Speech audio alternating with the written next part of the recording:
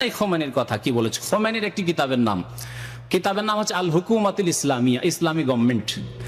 এই কিতাবটি সম্পর্কে আমাদের এক কেরালার দায়ী তিনি বললেন যে কেরলের জামাত ইসলামী, ভারতের জামাত ইসলামী, পাকিস্তানের জামাত ইসলামী, বাংলাদেশ জামাত ইসলামী একই থিওরি রাখে।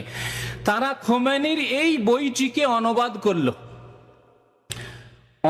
করেছে। সেই বইয়ের অনুবাদ সেই দায়ী নিজে পড়েছে, তার কাছে এখন বর্তমান বইটি নেই, যেহেতু কেরলে বইটি আছে, ছাপানো হয়েছে। সেই বইয়ে দু তিনটি কথা শুধু বলবো, বেশি কথা বলবো না। কত বড় কথা সে বলেছে এবং লিখেছে এই খোমেনি বলছে যে আবু বকর ওমর লানাহুমুল্লাহ ব্র্যাকেট, এবং জামাত ইসলামীরা কেরালার অনুবাদ করে ব্র্যাকেটে কেরালার ভাষা ওখানেও লিখছে লানাহুমুল্লাহ আস্তাগফিরুল্লাহ ওয়া আতুবু ইলাইহি। বলছে আবু বকর ওমর তাদের উপর আল্লাহর অভিশাপ হোক, লানত হোক।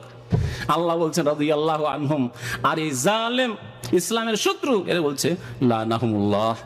আর তাদের চেলারা দুনিয়ার জন্য, পেটের জন্য কিছু সেখান থেকে দান পায়, কিছু পয়সা পায়, কিছু সহযোগিতা পায়, যার ফলে তাদের বই অনুবাদ করেছে আর তাই লিখেছে। আল্লাহু আকবার। এটি কি কত বড় কথা, কুফরি কথা নয়? যাদেরকে আল্লাহ বলছেন রাদিয়াল্লাহু আনহুম ওয়া রাদু আনহু।